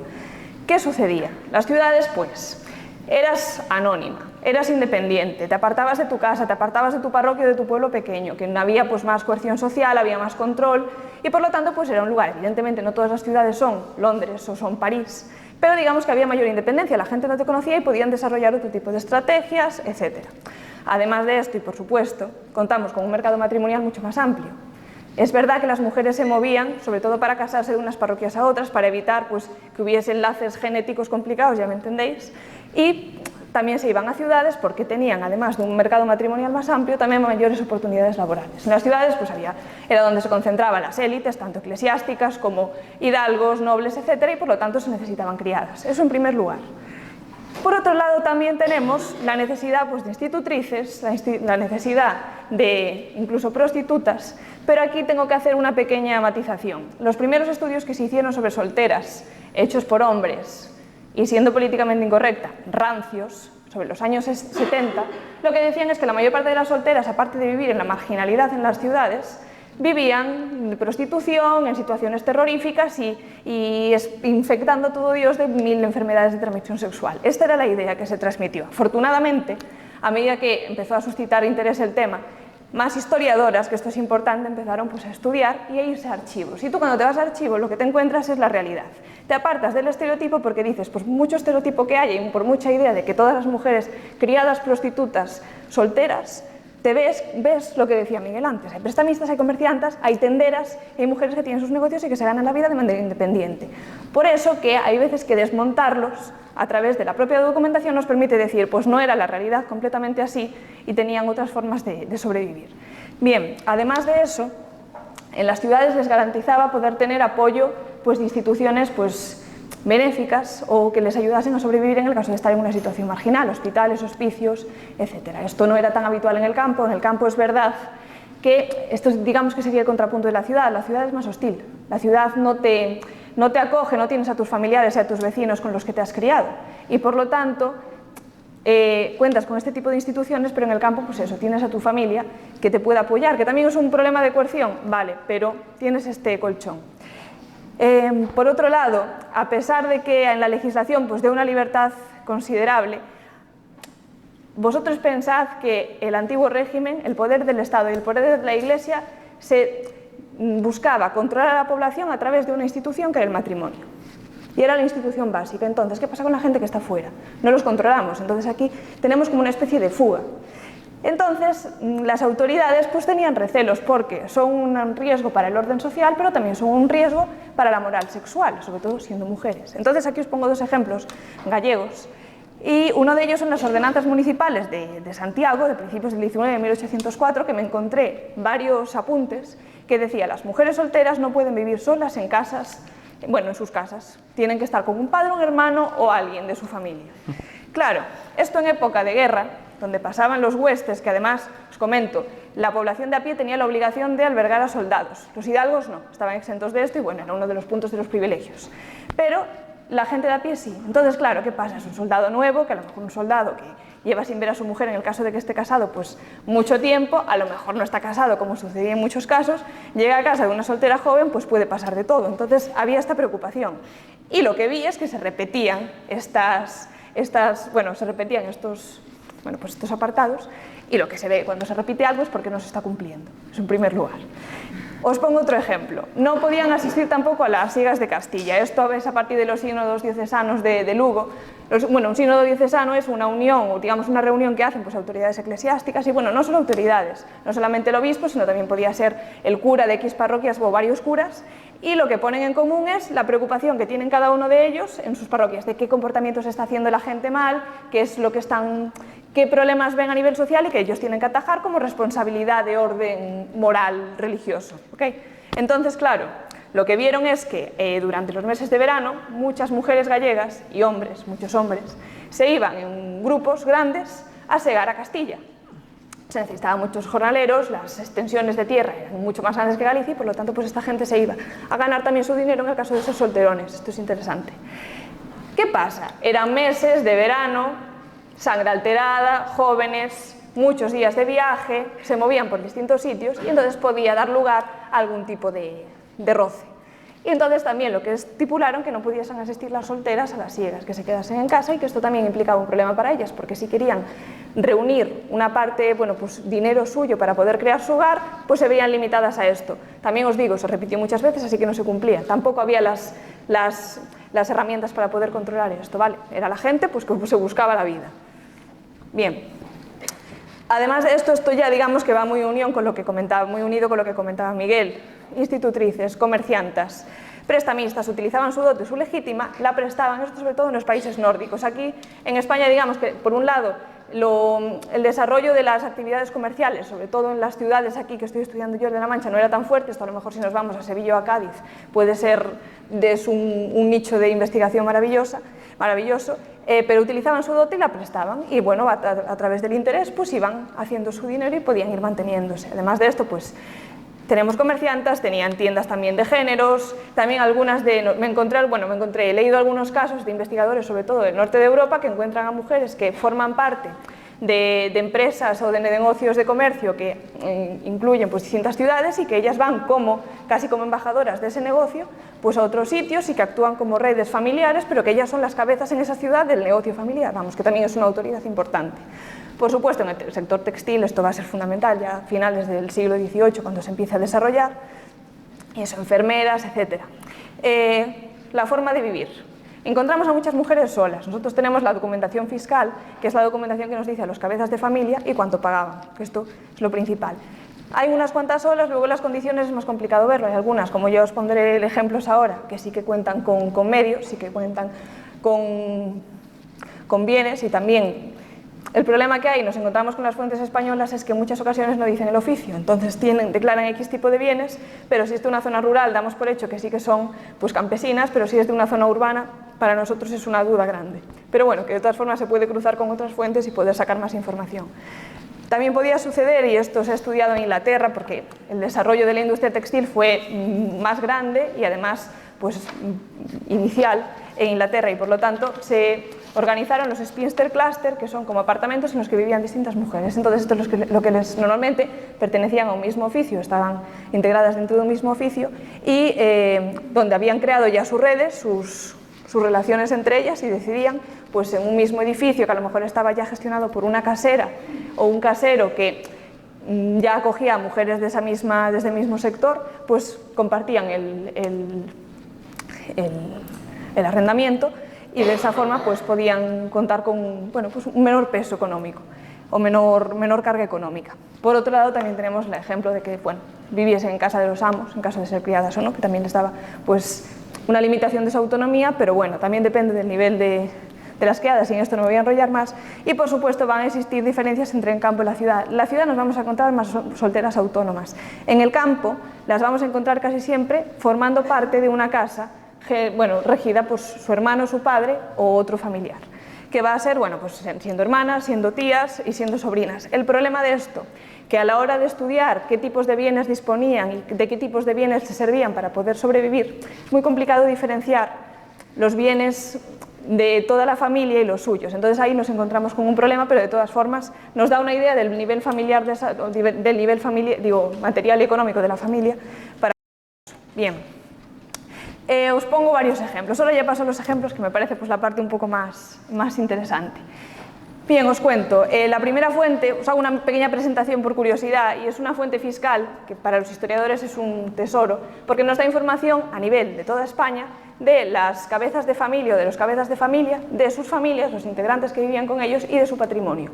Y lo contamos con todas las aldeas, parroquias, ciudades de toda España, a excepción de algunos ejemplos que se han quemado, que se han perdido, pero muy pocos, contamos con esto, y esto nos permite pues, conocer en un momento dado esta población. Bien, pues estudiando la villa de Cózar, que está en la antigua provincia de La Mancha y la actual Ciudad Real, me he encontrado con dos solteras. Bien, una de ellas se llama María Buenache, y esta mujer pues vive sola, soltera evidentemente, tiene 53 años y dispone de unas casas, vive en unas casas que le han hipotecado las monjas dominicas de Villanueva de los Infantes. Entonces esto, que pueda haberse metido en un contrato de este tipo, implica que ella tenía bienes para poder, digamos, hipotecar. Entonces esto ya muestra pues, cierto poderío. Además de esto, cuenta con 8,3 hectáreas, que no es una extensión pequeña, de hecho si hacemos la media de todos los habitantes, pues es una extensión considerable, y bueno, 8,3 hectáreas de tierras de labor, y que además podía labrar y que podía trabajar con una yegua y 2 mulos. Entonces digamos que estaba en una situación holgada, y si lo estudiamos os puedo asegurar, en la época es una situación cómoda, sobre todo porque se tenía que mantener a sí misma. Bien, en contraposición nos encontramos en la misma época, en 1752, a María de Huertas, que tiene 60 años, también vive sola, pero no declara ningún tipo de propiedad. No sabemos su oficio, no tiene nada, y sin embargo decimos, en una época donde la esperanza de vida era baja, la posibilidad de morir temprano era pues, elevadísima, llegar a los 60 años soltera y sin declarar ninguna propiedad, tiene que haber algún tipo de estrategia por detrás que nos es desconocida. Y como este caso encontraremos muchos más. Bien, pues aquí encontramos pues, a una mujer soltera en una situación considerablemente holgada y a una mujer soltera en una situación pues, que presumimos pues, marginal incluso. Y os voy a leer ahora mismo pues, unos extractos de un testamento que es de doña Gertrudis Muñoz de Loaysa, que era vecina de Ciudad Real en 1752. Y esta mujer lo que deja en su testamento era mayor de 25 años y procedía de una familia hidalga. Y ella vivía con su hermano, que se llamaba Bernardino Muñoz de Loaysa, que también era soltero, de 28 años. Esta mujer se declara mayor de 25 años, evidentemente tenía más porque se murió ese mismo año, Y lo que dice es que quería ser enterrada en la capilla de la familia. Evidentemente no todo el mundo en Ciudad Real tenía una capilla familiar, estaba en la iglesia del monasterio de Santo Domingo, a la mano izquierda del altar y de la capilla mayor, para que veáis el nivel económico y el nivel y poderío social. También pide, después de mi muerte, en el día de mi entierro, doblen las campanas de dichas 3 iglesias, de las 3 iglesias que hay en Ciudad Real, por mí con toda humildad. Dice eso, que doblen las campanas durante el entierro, pero bueno, haciendo el apunte de la humildad. Y después también que se distribuyan 90 reales por mi alma a 6 pobres, los más necesitados de la parroquia. Esto no era habitual, de hecho no se encuentra en casi ningún testamento, por lo tanto lo que muestra es pues, que esta mujer manejaba dinero. Por otro lado, también pide 600 misas rezadas, la media solían ser 20, 40 más o menos, 600 misas que costaban 2 reales cada una, que implica 1.200 reales, para la época era dinero.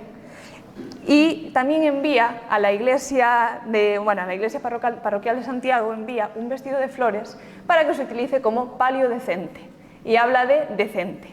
Entonces el nivel era considerable. Además de esto, pues la mayor parte de vestidos, capas y distintos elementos de su armario se los cede pues, a las criadas, a criados también, y luego el resto de sus bienes, que incluían cantidad de tierras, unas extensiones tremendas, casas, etc., se los deja a su hermano con el que vivía. Esto era habitual. Y os voy a poner un último ejemplo, que es el de las solteras en conflicto, que es un conflicto, un pleito que se produce en 1759 en Tarazona de la Mancha.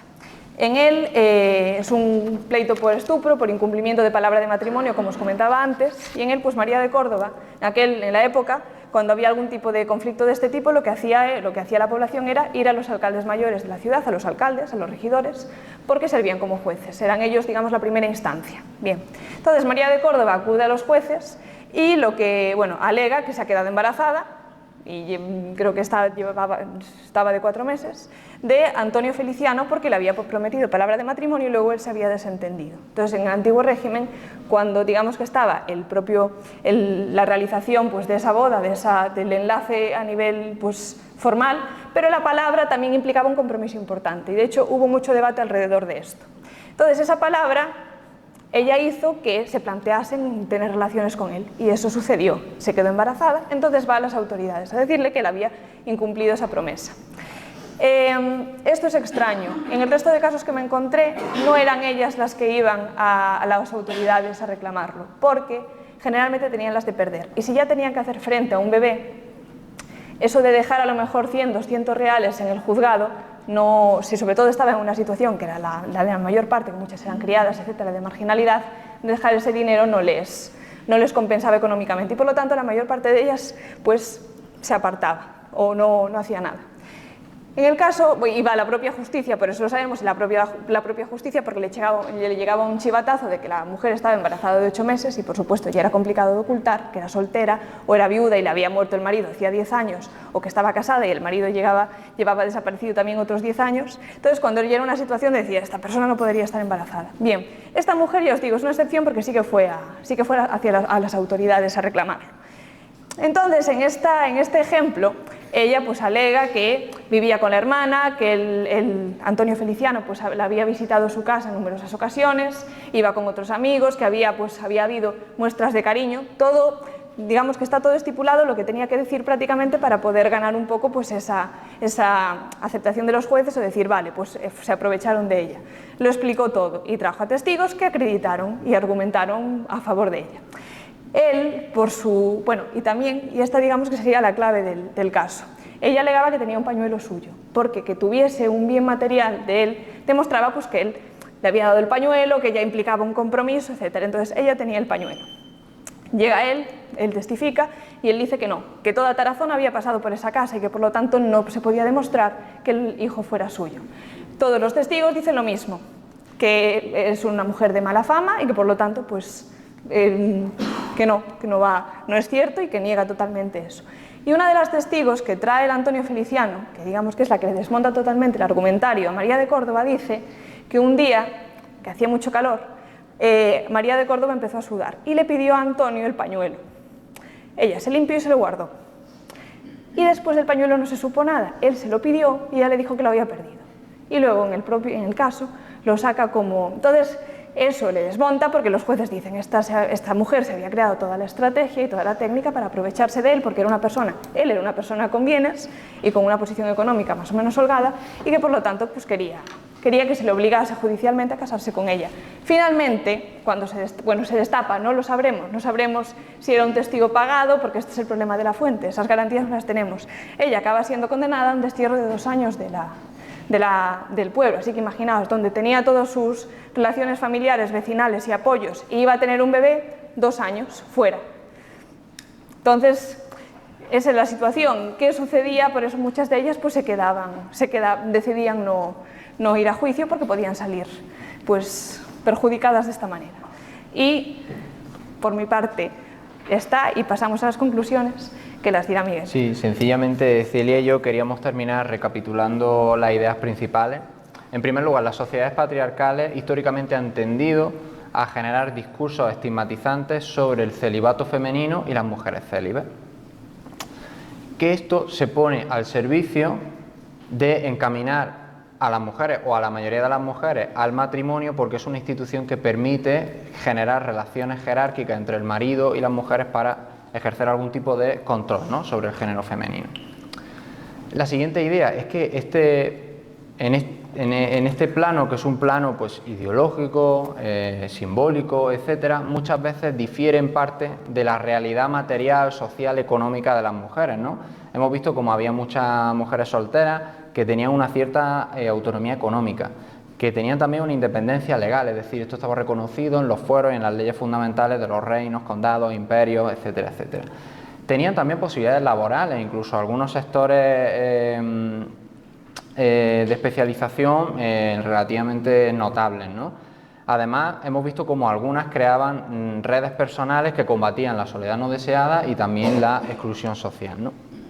Y además es muy importante recalcar el hecho de que el estereotipo de la solterona como una especie de persona o mujer fracasada, que está amargada, desesperada, que incluso es fea o que vive en una soledad no deseada, es una herramienta de control a través del miedo a la desdicha y funciona sobre todo en el mundo contemporáneo. Si nos vamos a otras sociedades como las de la Edad Media o la Edad Moderna, este discurso no funciona, sino que más bien a lo que se tiende es a tener preocupación por el hecho de que, ya que existen muchas mujeres solteras, ¿qué recursos legales, económicos, familiares van a tener para llevar una vida medianamente digna? Además, hay que pensar que los estigmas generan una idea estereotipada y única de lo que se supone que es una soltera o todas las solteras. Esto no solo genera violencia sobre las mujeres, sino que invisibiliza muchas formas diversas de ser solteras, ¿no? Porque en la Edad Media y en la Edad Moderna hemos visto que había todo tipo de solteras, algunas que se escapaban de su casa y se hacían beguinas, otras que vivían una vida completamente ordinaria sin que nadie las juzgara por ser solteras, ¿no? Algunas eran más ricas, otras eran más pobres, algunas sabían de inversión y otras no, algunas vivían casi sin patrimonio y otras, sin embargo, hacían operaciones de crédito, algunas vivían en las ciudades, otras en los pueblos, etcétera, etcétera, ¿no? Y simplemente quería decir que esperamos que la reflexión histórica también nos ayude a que cuando nos asalte esa idea tan perniciosa de joder, a ver si encuentro un hombre que sea un buen partido para mí, pasemos de eso a decir, joder, es que no necesito un hombre y el mejor partido soy yo. Así que nada, muchas gracias.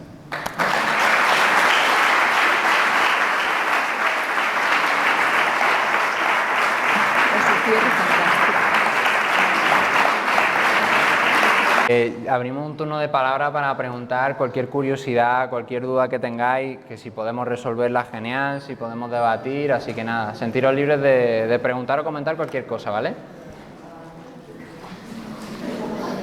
Díganos. Hombre, pues yo quería hablar de un tema muy interesante. Hay un libro de Cristina Domenech, que habla de historia de mujeres lesbianas, y habla de cómo en muchos historiadores, cuando se retrotraen a las fuentes, hablan de esas mujeres que eran amiguísimas, que vivían juntas, que hacían su vida juntas, que cuidaban de familiares juntas, que se escribían cartas de amor, pero luego esos testimonios, la historiografía los ha convertido en mirad qué amor platónico se tenían, mirad qué amigas eran. y que era otra forma de vivir en aquella época, sobre todo finales del 18 y 19, del que se hablaba muy poco. Y como las encasillaban en dos solteras que no habían encontrado ningún matrimonio aceptable y por eso tenían que convivir juntas. O que incluso había ejemplos de mujeres casadas que se reunían con la superamiga, pero no había preocupación porque no se ponía en riesgo el linaje, porque no iban a tener hijos. Entonces, era como estaba con su amiga y ya está. Entonces, digamos que esa parte económica de reproducción patrimonial, social, no se ponía en riesgo, entonces no se le prestó tanta atención, o los hombres no estaban preocupados por ello. Sin embargo, sin lugar a dudas, y eso en la Inglaterra victoriana hay 1000 trabajos pues, de esas reuniones de amigas, y era absolutamente habitual. Yo he de decir, también es verdad que estoy comenzando con la tesis, no me he encontrado muchos ejemplos a nivel fiscal, pero porque al fin y al cabo, podía ser que viviesen juntas, también depende un poco de la población, de si hay muchas mujeres o no. Aquí, por ejemplo, en La Mancha, yo no me he encontrado de momento nada, pero podría ser en un futuro, no lo descarto para nada, porque otras historiadoras, tanto inglesas como belgas, holandesas, etcétera, sí que han encontrado ejemplos. Entonces, no sé si Miguel quiere comentar algo. Sí, aquí el tema fundamental es que arrancamos de un concepto de relaciones personales en la antigüedad y en la Edad Media que no se corresponde con nuestros propios conceptos, ¿no? Nosotros entendemos de entrada que el amor es la manera de vincularnos con una persona más entregada, que tiene más valor. Entonces tenemos una jerarquía relacional y creemos que arriba está el amor y por debajo hay otras, como por ejemplo la amistad, ¿no? Y que además la diferencia, aparte del compromiso, es que no hay una especie de intimidad sexual, ¿no? Supuestamente, o en la mayoría de los casos. ¿Qué pasa? Que en la antigüedad y en la Edad Media a la amistad, que la llamaban la filia o la amicitia en latín, en realidad era un vínculo muy solidario que podía tener mucha intimidad, que se desarrollaba entre hombres y mujeres, pero también entre hombres y mujeres, y que a veces comportaba, bueno, pues una vida juntos muchísimo tiempo y que podía de hecho incluir relaciones sexuales, y eso no se consideraba amor. A lo que llamaban amor, que era el eros, era una especie de comportamiento como mucho más irracional, mucho más impulsivo, mucho más pasional, que criticaban porque consideraban que no se hacía de manera altruista, que era muy cambiante y que solo lo hacían la gente que no se había formado en la filosofía, ¿no? Por tanto, su jerarquía relacional es distinta. Arriba está la amistad, como una especie de compromiso a largo plazo, y por debajo está el amor. Entonces, claro, cuando hay esa especie de maestro filosófico que acoge a un discípulo, ¿no? Y se van juntitos a todas partes y están todo el rato hablando de filosofía y viven en la misma casa y se mandan cartas de amor. Decimos, es que eso era amistad porque la palabra que utilizaban era amistad. Bueno, claro, es que en las jarchas del siglo IX, del siglo X, hay muchachas escribiendo a su amante, y en vez de utilizar la palabra amante utilizan la palabra amigo, la utilizan a veces en castellano o a veces el equivalente en árabe, ¿no? Entonces al final sí, es el amigo que me folla, joder, es que quiero decir, claro, al final trabajamos con palabras que en la Edad Media o en la Edad Antigua no significaban lo mismo, ¿no? Y además ni siquiera era un problema. El problema radicaba entre los hombres, sobre todo cuando el rol se invertía, porque normalmente se entiende que el hombre más mayor, el que tiene una mayor corpulencia, el que tiene una mayor categoría porque es de una clase social superior o porque tiene más conocimiento, ejerce un rol activo y de alguna manera ejerce el rol de hombre. Cuando su amante, un mancebo más joven, yo que sé, imberbe, etcétera, hace de pasivo. Si se descubre que a la hora de tener relaciones sexuales se invierten los roles, no puede ser que el hombretón se feminice, ¿no?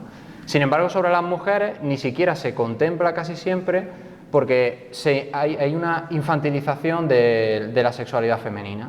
Como hay una idea fundamentalmente falocéntrica del sexo, bueno, pues si no hay un hombre, sobre todo un hombre con pene, pues entonces lo que hagan esas amiguitas pues realmente no me interesa, ¿no? De hecho, hay una cierta, entre comillas, persecución sexual contra hombres que se acostaban con hombres y mujeres que se acostaban con mujeres, y esto lo llevaba la Inquisición española, por ejemplo, en los siglos XV, XVI, bueno, hasta el XVIII, ¿no?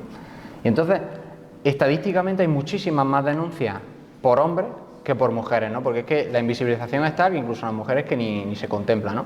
Y en el caso de los hombres hay otro elemento muy importante, y es que cuando preguntan a los testigos, le preguntan, oye, pero usted sabía que su vecino vivía, yo que sé, su vecino Alonso vivía con un tal, yo que sé, Matías, y que tenían sexo y no sé qué. Decía, sí, y dice, ¿de cuándo lo sabía? Dice, pues no sé, desde hace 8 años, así que se vino a vivir. Entonces, claro, si todos los testigos dicen, yo lo sabía desde hacía 8 años, ¿por qué no denunciaste? Entonces, aquí la interpretación que se ha ofrecido es que hay una mentalidad religiosa, moralista muy fuerte que trata de combatir la homosexualidad o la bisexualidad o los comportamientos que llevan a cabo homosexuales y bisexuales, pero luego eso no llega a la vida cotidiana de la gente, que le interesa un pepino si su vecino se acuesta con uno o con una, ¿no? Porque al final pasan años y a nadie se le ocurre denunciarlo, porque no hay esa hipervigilancia que creemos que existían en sociedades premodernas, porque al final la gente vivía una sexualidad muy apartada de lo que decía ese curilla, ¿no?, que llevaba mucho tiempo estudiando teología, ¿no? Sin lugar a dudas. Sí. Seguía en relación a la esperanza de vida de las mujeres, imagino, y esta pregunta, ¿las mujeres solteras vivirían más que las mujeres casadas? Lo digo por la mortalidad en los partos, Claro, ¿no? claro, juega eso, que es un punto importante. Luego a nivel, claro, luego podría entrar también, esto no he visto estudios sobre ese tipo, de utilizar la diferenciación de estado civil en la esperanza de vida, pero es cierto que las casadas morían mucho en el parto, sin lugar a dudas, y también las solteras, es verdad, y eso sí que lo he leído algunas veces, que esa falta a lo mejor de protección material o digamos de un sustento material, o que se dedicasen a oficios, pues por ejemplo como la prostitución, podía llevar también a que aumentase un poco, o a esa falta de protección familiar, que también pudiesen morir más. Pero yo os digo, ahí sí que no hay estudios que corroboren eso o no. Pero bueno, que también, sin lugar a dudas, si no tienes que someterte a partos, pues vives, generalmente vivirías más, efectivamente, estadísticamente sí. ¿Qué trato tenían, o si tenían hubo alguna característica especial de las solteras en el periodo de la dictadura? Claro, ahí ya entramos, sin lugar a dudas, pues sin lugar a dudas rompía con ese modelo familista franquista. Entendemos al matrimonio dentro de esa célula, un poco continuación de esa célula burguesa. La nación española tiene que reproducirse y por lo tanto tiene que tenerse hijos, una política natalista absoluta, y por lo tanto la mujer tiene que estar para cuidar de la casa y para tener hijos, una máquina reproductora. Entonces ahí sin lugar a dudas la soltera no estaba bien vista, y por otro lado, no sé si el ejemplo de las 12 rosas que le rapan la cabeza y que son represaliadas, estas mujeres eran solteras. Entonces existía esa idea de mujer soltera, fuera del régimen o fuera a nivel mental, no entraba dentro de las estructuras, y a nivel social tampoco, y por lo tanto pues castigo absoluto. Eso ya los especialistas de contemporáneo te podrán dar más información, pero así a nivel más superficial, que Miguel a lo mejor quiere ampliar algo, desde el momento en que no entras en el modelo de familia que proclama el propio régimen, no eres bienvenida, no se te va a dar un trato como al resto, evidentemente. Yo no tengo más que añadir, o sea, me adhiero a tus palabras. Lo único que seguramente hay que pensar que en el Estado franquista los recursos simbólicos, culturales, materiales y humanos que tiene son muy superiores a los estados anteriores, como por ejemplo los estados feudales o la monarquía autoritaria de los reyes católicos. Entonces, cuando pensamos en temas de represión sexual, seguramente vamos a encontrar mucha más capacidad de vigilancia de control, claro, en el siglo XX que en el XIX, que en el XVIII y hacia atrás, ¿no? O sea, que la mala fama parece que lo tienen los reyes católicos o la Edad Media, que es súper oscura, pero seguramente los estados del siglo XX, sobre todo las dictaduras, tienen mucha más capacidad para... Y de hecho existen centros, están haciendo trabajos últimamente, yo esto os hablo de oídas, que no soy especialista y me vais a disculpar, pero existen nuevos trabajos que están mostrando centros de represión de mujeres lesbianas, de hombres gays y de personas también transexuales, que los tenían, bueno, poniendo en marcha todo tipo de herramientas o todo tipo de técnicas de represión de sus identidades brutales durante el régimen. Y estos son trabajos que están saliendo recientemente porque no se tenía tampoco los archivos y no se tenía acceso. Se cuenta a lo mejor con testimonios, pero claro, eran prácticas brutales, entonces todo tipo de sexualidad fuera de lo normativo se penaba. Y eso que dice Miguel, hay estructuras y hay control policial y hay control social, con el miedo de la gente también se juega, pues para delatar al vecino, que ves que está haciendo cosas raras, etcétera. Y por lo tanto se juega con el miedo y se juega con que ya es un Estado autoritario conformado y consolidado y tiene herramientas para poder hacerlo. Me acaba de... bueno, sí, hay una pregunta por ahí. ¿Qué sucede en la actualidad? Porque a pesar de toda la libertad de la que disponemos, se sigue percibiendo que hay un pozo de todo esto que estás explicando que se puede percibir todavía a día de hoy. Sin lugar a dudas, vamos, esto... Haciendo la presentación lo hablábamos y decíamos, claro, vemos que se han hecho un montón de avances a nivel legal, a nivel político, a nivel social y mental, de hoy en día concebimos, la familia, se concibe socialmente que haya distintos tipos de familias, que la gente viva sola y se observa como el aumento de los hogares unifamiliares de solteros es real y es una realidad. Pero sin embargo, y de hecho en el artículo, el último artículo que os ponía, el un poco más positivo, ese artículo acababa diciendo, pero siempre queda la pareja, o está ahí siempre. Entonces tú dices, me cago en la mar. Tenemos posibilidades, tenemos éxito profesional, posibilidades económicas para mantenernos solas, pero siempre tenemos ese bombardeo, vas a una cena familiar. Oye, ¿y el novio? Me cago en la mar. Vamos a ver. Estoy haciendo cosas a nivel profesional, a otros niveles de mi vida que son emocionantes y que me motivan y tengo que estar pensando siempre en el novio. Y de todas formas luego lo pensamos. Estamos en nuestras casas y decimos, me siento un poco sola. Y si tal... Pero claro, es lo que hablábamos antes, mejor, y bueno, y ponía ahí, mejor son las que mal acompañadas, por supuesto, antes que una relación tóxica. Afortunadamente tenemos esa libertad para poder elegir, pero siempre sigue estando esa espinita. Y yo os voy a poner un ejemplo y me vais a disculpar, pero estoy volviéndome a ver Sexo en Nueva York, que es una serie que en el momento fue todo muy mordaz, muy... yo qué sé, que reflejaba pues la vida de 4 solteras que la vivían genial, que tenían éxito a nivel profesional. También es verdad que, bueno, podemos luego criticar la forma de vida que tenían, pero bueno. Pero siempre y en todos los capítulos, yo acabo de verlos y está mi compañera de piso y se lo he repetido 20 veces que yo creo que ya la canso, pero digo, siempre el mensaje es, somos unas cracks, pero a ver cuándo encontramos al hombre de nuestra vida. Y es como, me cago en la mar. Yo qué sé, ya es una edad para decir, yo valgo suficiente, no tengo que encontrar siempre a un hombre. Y todas acaban, al fin y al cabo, pues creo que todas acaban casadas o todas acaban con algún tipo de relación, a excepción de creo que Samantha que no. Pero quiero decir que ese es el objetivo siempre último, por eso digo, pero vamos a ver, a los hombres eso no se les propone. Y el estereotipo del solterón es el Casanova, el que tiene ya arreglado toda su vida a nivel profesional, económica, etcétera, y que puede elegir a la mujer que él quiera. Y sigue existiendo hoy en día.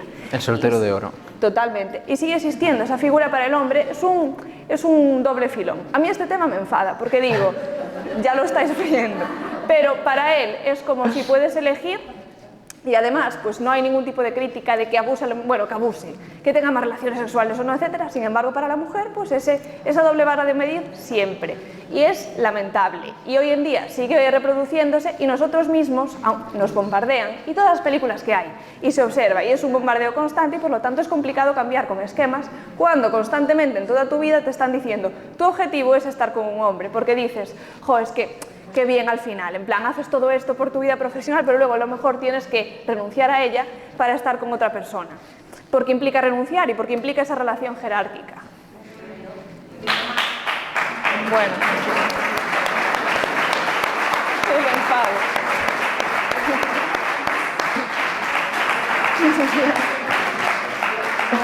Sí. Todos los guiones están hechos por hombres. Efectivamente.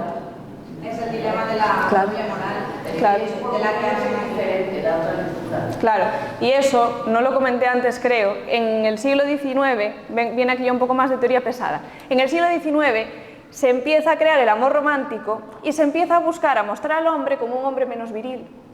Digamos un hombre pues más sentido, que se preocupe más por la familia, por la mujer, por cuidarla, por educarla, que sea casi un hombre, digamos, diseñado por mujeres, con un hombre pues que esa masculinidad tóxica, turbia, pues empiece a sacar, en plan, que tenga esa mujer que viva pues en una, bueno, pues con alguien con el que esté bien, que la quiera, que la proteja, eso siempre. Pero claro, luego en los tratados aparece: la mujer tiene que tener en cuenta que el hombre pues, tiene un carácter pues, más irascible, un carácter menos controlable, y que tiene que hacer frente o que ella tiene que tolerar ciertos tipos de comportamientos, pero porque es un hombre y va en el instinto. Y eso hoy en día sigue existiendo. Comportamientos irresponsables, comportamientos de todo este tipo se toleran en los hombres, sin embargo, ellas son unas histéricas. Y no se puede montar drama. ¿Por qué no se puede montar drama? Porque claro, luego demuestras que claro, que... Entonces, esa vara de medir, y yo os digo, es del siglo XIX, y se dice, ellas tienen que tolerar, van a tener a su hombre, lo va a proteger, la va a educar, le va a dar una vida maravillosa, porque además ella va a depender económicamente de él, que es el cambio que hay hoy en día. Hoy ya no dependemos económicamente y no hay necesidad de esa realidad. Pero, sin embargo, tenemos que tolerar comportamientos que yo creo que muchas relaciones, como alguien ponga sobre la mesa, esto es lo que tolero y esto es lo que tengo, pues se quedan unos cuantos solteros, pero por no decir que muchos. Por eso que, claro, esa doble vara de medir siempre y esa hipocresía social absoluta. Y eso así, y sigue existiendo. Por eso que debatir sobre estas cuestiones pone sobre la mesa y decir, vamos a ver, hay cosas que no se pueden tolerar. Y perdón, yo aquí ya estoy sudando.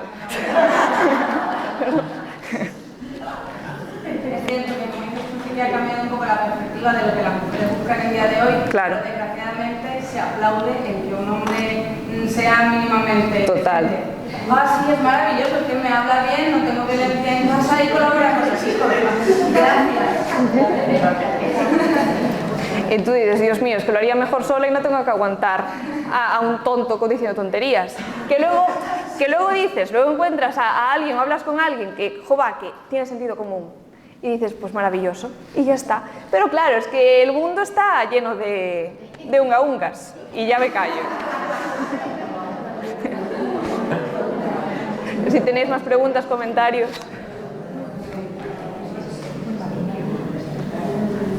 Yo creo que lo que habéis dicho antes de que antes porque también hubo un momento en el paso de la Edad Media al capitalismo donde se ve imposición del modelo familiar para que el capitalismo fuera así a salir adelante. Entonces, ahí como habéis dicho, el mito de Barcelona a lo mejor no tuvo tanto poder por el tema de que no había tantos medios de represión. Pero ahora mismo también creo que antes era una sociedad como más comunitaria y donde se apoyaba más, que ahora mismo que es una sociedad mucho más individualista y que la tutela puede tener más poder por eso, porque... Bueno, No, ¿quieres responder tú? Sí, yo, bueno. De apoyo que te digan está bien lo que están haciendo. Claro. No, sin lugar a dudas. Sí, yo estoy totalmente de acuerdo. De hecho, en el grupo de investigación en el que estamos, fundamentalmente trabajamos eso, porque claro, hablamos de sociedades muy precarias. Es decir, sociedades donde de repente una epidemia pues se carga a media ciudad o a medio pueblo, ¿no? Donde pasa un terremoto tal y a tomar viento. O sea, quiero decir, las personas que viven en el antiguo régimen, incluso en la Edad Media, son mucho más vulnerables que las sociedades actuales, donde hay un estado del bienestar, donde hay instituciones eclesiásticas también muy poderosas, donde hay todo tipo de recursos y de administraciones, ¿no? En estas sociedades donde la Iglesia no tiene tanta fuerza como se piensa, totalmente. Y donde el Estado monárquico o la República, las ciudades-Estado, los imperios tampoco tienen grandes recursos, ni les interesa un carajo la vida de los vasallos, la verdad. Pues es donde se crean redes de afinidad que seguramente son mucho más autárquicas porque imponen al individuo mucha más disciplina. Es decir, como tú te vayas de tu familia, como a ti te caiga una sentencia de exilio y te manden fuera, no fuera del reino, fuera de Ciudad Real, a ver, o sea, si por ejemplo, recuerdo cuando estaba en el Archivo General de Simancas un señor que había sido acusado de estupro. Entonces, lo habían condenado al exilio y lo habían echado de su pueblo. No del país, no de España ni nada, lo habían echado de su pueblo y se había ido al pueblo de al lado. Y él decía que trataba de que le revocaran la sentencia para que pudiera volver a su ciudad, creo que era Salamanca, pero no me acuerdo. El caso es que él decía que, claro, él pertenecía a un gremio en Salamanca y trabajaba, me lo invento, de tintorero, no lo sé, no me acuerdo. Y que, claro, había ido al gremio de tintoreros de la ciudad donde se había ido, pongamos, por ejemplo, Alba de Tormes, y en Alba de Tormes le habían dicho, no, ¿tú de dónde vienes? Tú no puedes entrar en este gremio, porque, claro, los gremios son, yo qué sé, en realidad son asociaciones muy cerradas, donde se ponen de acuerdo en cómo van a producir, a qué precios van a vender, y tú no puedes llegar de fuera e introducirte ahí. Entonces, entrar en una sociedad nueva, como las sociedades feudales o las del antiguo régimen, es muy difícil. Por tanto, la importancia que tiene la familia, el vecindario, la parroquia, es vital, mucho más vital que en las sociedades actuales, ¿no? Totalmente. Y además, y eso es algo que lo estábamos hablando hoy por la mañana, y lo comentaba ahora Miguel en las conclusiones, a partir del 19 es cuando se hace más hincapié en los problemas que tú a nivel mental, o digamos de carencias psicológicas, puedes tener por estar soltera. Vas a estar triste, vas a estar sola, pues también depresiva, no vas a tener apoyos. Y en el pasado era lo que decía él, que digamos que el problema no había tanta crítica por el estado de soltera o no, sino que había preocupación porque tú no pudieses sostenerte a ti mismo. Entonces, no nos pareció, y analizando un poco en perspectiva histórica, no nos pareció que tuviese tanto peso el propio estereotipo, ni que pudiese marcar tanto a las personas o a, yo qué sé, condicionar su existencia de manera negativa, evidentemente, porque se conforma más adelante. El problema era no tener tú posesiones, no tener propiedades por estar sola y por no haberte unido a alguien con quien trabajar. Entonces, digamos que va por esa línea.